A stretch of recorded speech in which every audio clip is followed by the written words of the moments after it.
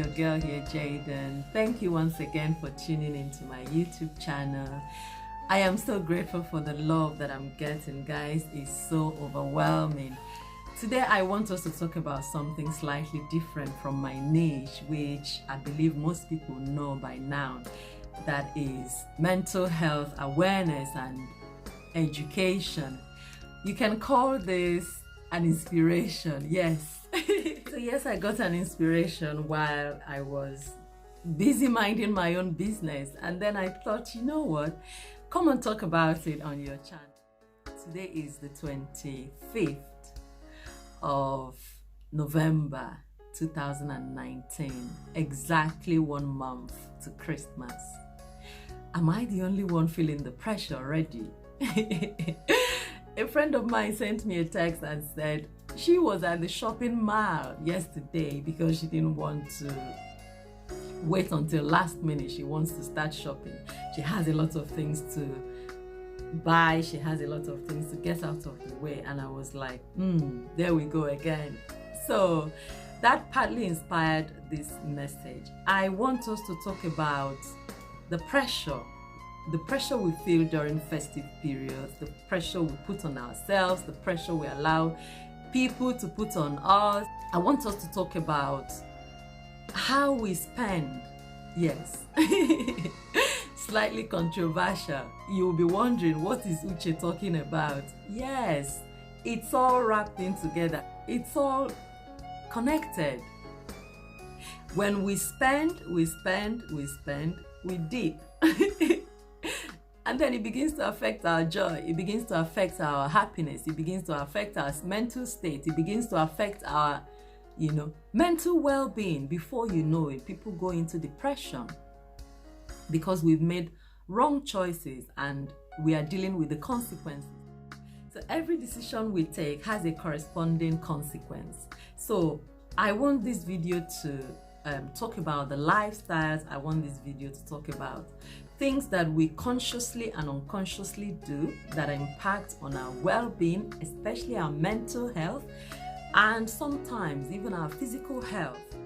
Christmas is around the corner. Some people are thinking of wigs, some people are thinking of shoes, some women are worrying themselves about bags, about dresses, all whatnot. For some people, it's moving house. It has to be this season. I want everything to correspond with Christmas. The children are coming up with their list. The teachers are coming up with their list. The families, relatives. It's almost like we have this intense pressure to conform to a certain standard. It's almost like we are programmed, social construct. And I was wondering to myself, why? Why do we have to allow some of this social engineering to control our lives, to control our joy, to regulate our spending, to live our lives for us, literally? Who says you have to buy new shoes because it's Christmas? No, seriously, think about it. Who says the kids must get new clothing even when they don't need new ones just because it's Christmas? Who says we have to sit down and wrap those gifts until they are piling up and we are making them into a mountain? Who said that? Where is that in the Bible? Jesus preached love, kindness, and care. But the last time I checked, you can show care any time of the year. You can show care and love to your family, to your friends, to your relatives, to your work colleagues, any time of the year. I can assure you, I speak to you, I speak to myself, I speak to all of us. I believe we will all benefit from this conversation. Some of us are pressured by the friends we keep, the associations we make. We are pressured because we want to keep up with the Joneses. We are pressured not because we lack, not because we have genuine need for those items. Yes, it's good to spend on yourself. I've made a few videos where I preached about looking after yourself, prioritizing your self-care. Hands up. I'm not retracting those statements. These are paramount. They are things we need to do for our own well-being. Apart from my family and God, I think for me, the next protective factor I have, the things I look forward to doing, is looking after myself. These are things that make me happy. So by all means, look after yourself. It's good for your own mental well-being, especially when you're not in a good place. I said that in my video on lifestyle and depression, because I recognize the impact some of these things play on our well-being.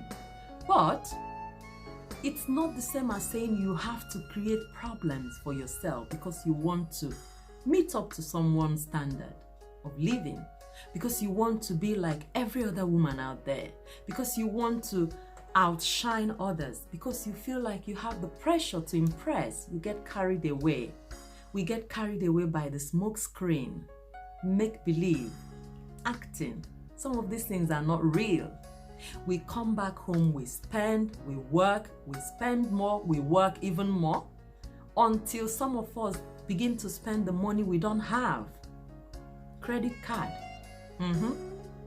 We spend money that are not ours. Remember I said this is going to be slightly controversial, but if you are patient, if you listen, you will understand where I'm going with this conversation. I can assure you. So I say the same thing to all of us. Guys, let's say no. Let's say no to some of these pressures. They are man-made. These are social constructs. The shops, the brands, they will use strategic marketing on you, all in the name of sales, Christmas sales. Because an item is on sale, doesn't mean I have to have it if I don't have need. So I want to appeal to parents, sisters, brothers, everyone out there. Let's be conscious of the choices we make. Let's say no to this pressure. Let's say no to this manipulation.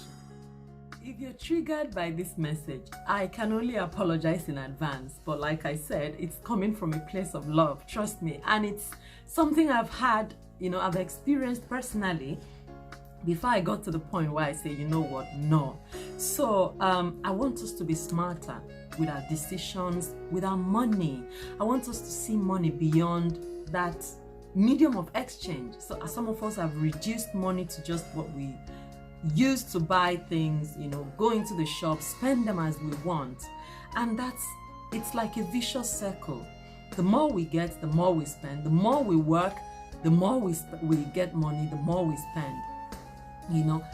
We never ever have enough. And this is a state of mind again. If you have that mindset of not having enough, trust me, you will never ever have enough. And this applies to everything we do.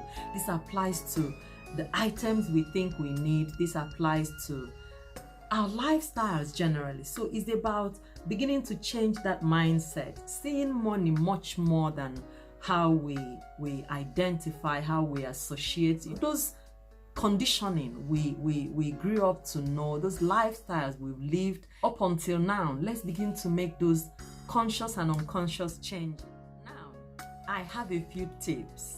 How to manage your spending, say no to the pressure to keep up with the Joneses, and live your life. Live your life. I can never say this enough. It is your life. You are not here to please anyone. You are here by yourself. Be kind to people, be nice to people, but more than anything else, be kind to yourselves. So, now, number 1, be honest with yourself. I made a video on Are You Growing Up? If you remember, my first tip on that video again was be honest with yourself.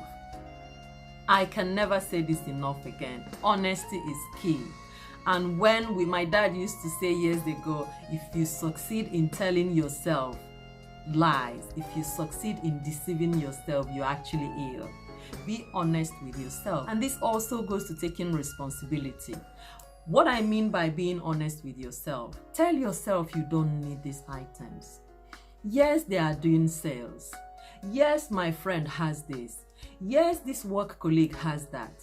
Yes, this one went to Dubai and bought all those beautiful materials. But I don't need them. I am not in need. There is no need. So there's a difference between need and want. If you open your wardrobe, like I said in that video, take your time. Identify the things you need. There are basics. There are things every woman or man should have. Staples in our wardrobes. Once you have those staples, it doesn't have to be 1,000,001 of them. As long as they are in order, as long as they are still very good and in good shape, you don't need to get more. Tell yourself that truth. I've read books where some of the writers encouraged you to keep your bank cards at home, do not go into the shops, avoid shopping malls. For me, I didn't exactly agree. I saw some points in what they were saying, but I think until we get to that point where we begin to give ourselves those instructions and follow those instructions, we haven't really come to realize, those mistakes we're making and what we need to do right. I don't want to avoid shopping malls because I don't want to spend. No, it means I haven't told myself the truth. And again, I don't want to go out of my house without my wallet and my bank card just because I cannot resist the impulse to spend. It means I have still not sat down and spoken to myself. So you will sit down and tell yourself the truth. I don't need these items. I don't need to keep up with the Joneses anymore. I don't need to live a life I cannot afford. I don't need this lifestyle. I am putting pressure on myself. And when I eventually come to that shopping mall, I will look at those items on display or on the hangers, whatever it is. It can be shoes, it can be bags. They look attractive, but I will remind myself that 2 months back, 6 months back, I got an item similar to this, even if it's not similar to that one on display, but still valuable. I will remind myself how excited I felt when I first saw that item. What happened to it? It's still valuable. It's still somewhere in my wardrobe. So I might as well just go home and make use of that. I'm not going to fall for that temptation. You know why? Because if you buy that material out of that excitement, 2 months down the line, another one will be out again. So it's like a circle until we get to the point where we say, nope, I've had enough. Nothing changes. So my tip number 2 is take a look at your bank statement. I want us to talk about money. This is unfortunate, the way our educational system is programmed. Again, social conditioning and constructs. Very important subjects like money are not taught to everyone. It's a shame.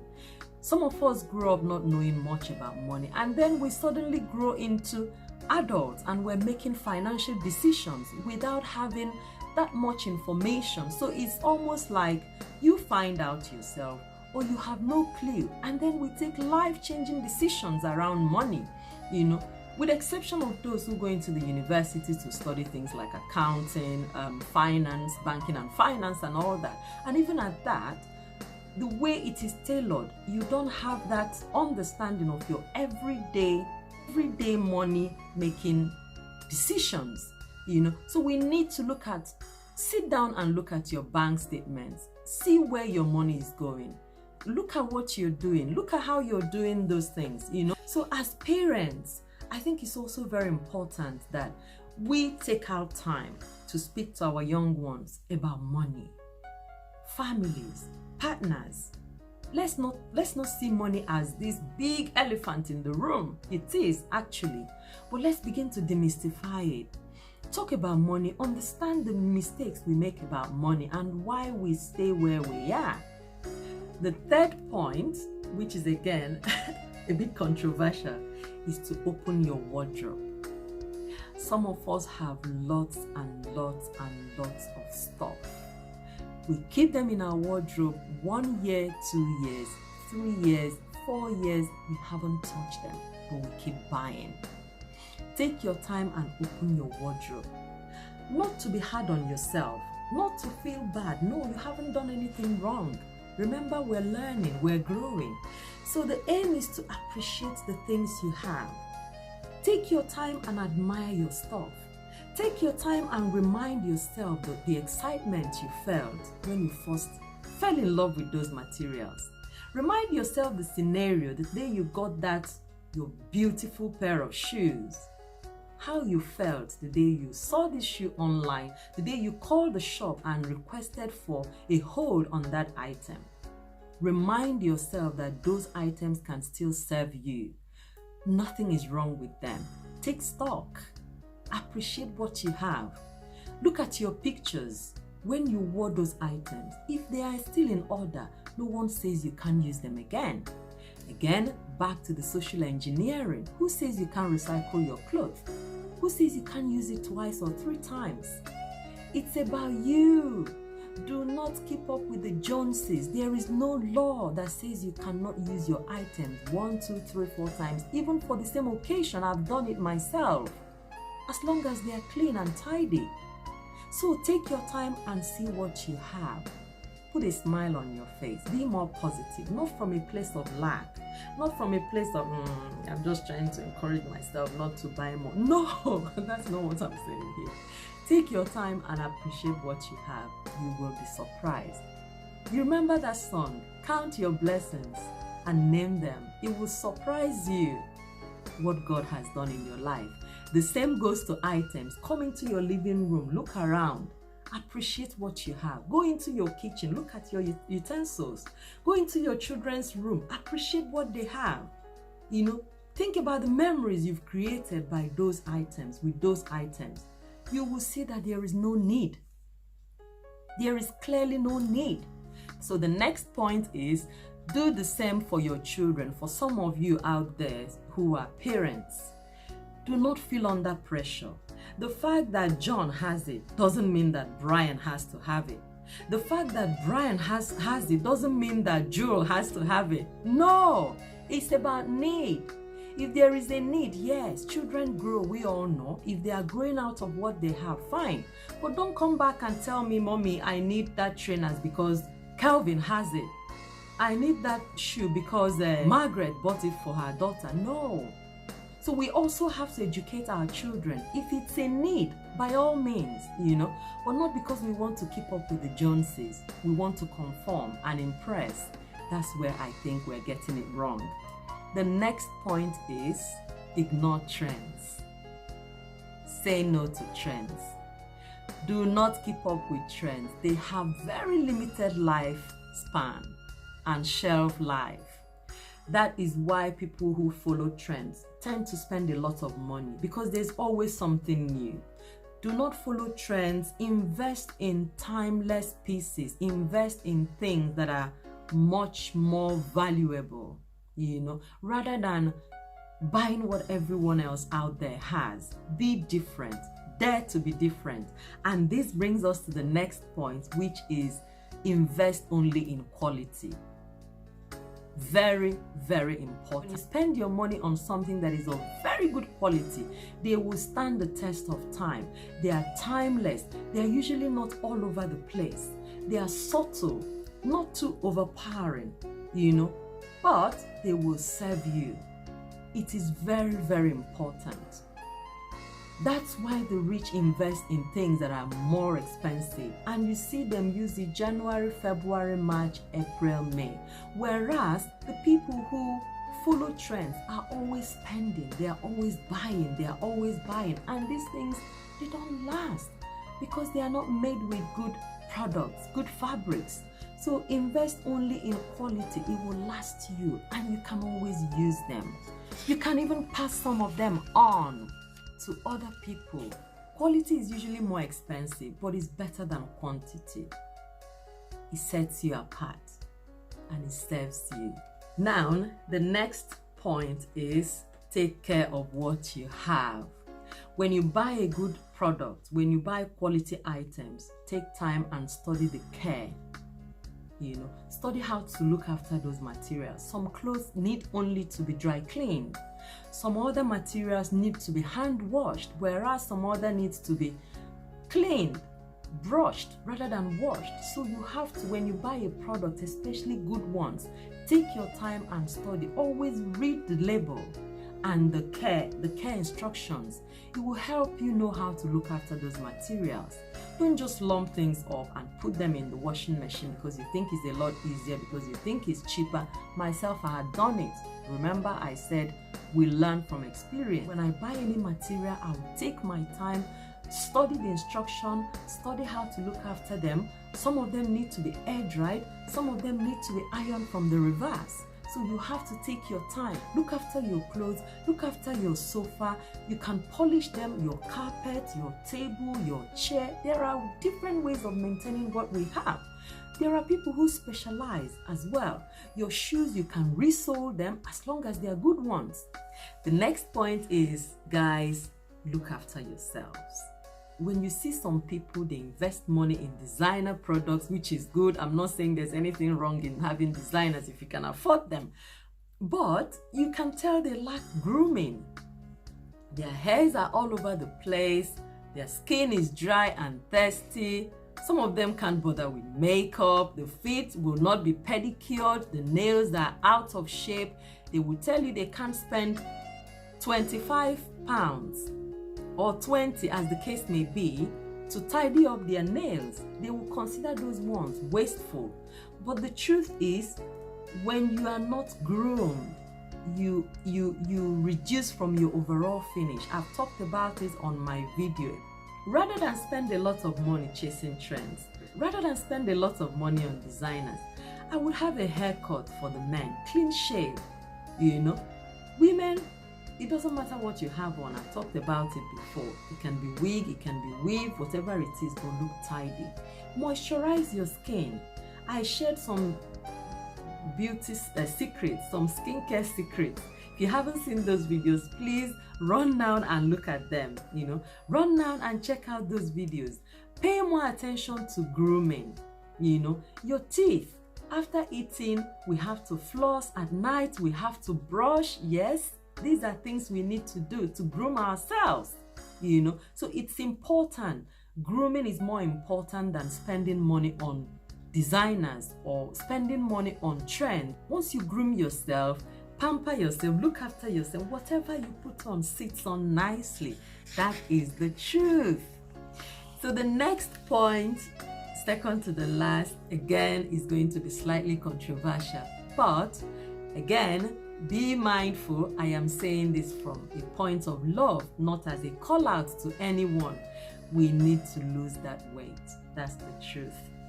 There are so many benefits of losing that weight. It helps you mentally, it helps you physically, and it makes your items look finer on you. So when you lose weight, you get in better health, you reduce your risk of cardiovascular diseases, you reduce your risk of having certain mental health conditions, but as well as looking good. So I know this is a controversial subject. Not most people want to talk about it, but the reality is there are so many health benefits of losing weight. And I don't recommend anything drastic. There is no quick fix as far as I'm aware. They will sell you these products, you will spend your money, they don't work. It's about making those subtle but consistent lifestyle changes. If you're someone that would have 2 slices of bread in the morning or toast, take 1. If you're that person that would have a big portion of rice, just cut the size. Portion control. If you're that person that will have 2 pints of alcohol or 2 bottles of beer every night, just take 1. Subtle, not drastic. And over time, you'll begin to see the difference. If you're going to visit someone or going to work and you usually will drive, why not park halfway? From that point where you can actually see where you're going, and walk all the way, just to move around, just to encourage that metabolism. Encourage your body to move around rather than live a sedentary lifestyle, if you're that person that will sit down in the house, follow all the reality TV, I know some of us love, myself inclusive, you know, alternate it with something else. Walk around even in the house, just pretend you're busy, cook, use your hands, you know. These are things, before you know it, over time it will add up. It will add up, you'll feel better, you look better, and you're in a happier place. Finally, it's about self-validation. Believe in yourself. Trust in yourself. You are so beautiful. You are wonderfully made. Even God himself said it. If he can validate you, no one else's opinion matters, I can assure you. And he has indeed. So be contented in those words. You are complete. You are beautiful. Do not fall for that pressure. Do not let anyone put you down. Whatever you have, put them together. Do not fall for the pressure to keep up with the Joneses. Forget about the smoke screen. You can enjoy your Christmas without breaking your bank or going into debt. And then come January, everyone is down and and it's beginning to affect relationships, even in homes. I can assure you, even in families. So it's not worth it. Let's be mindful. Thank you for your support, and I will see you in my next video. Bye now.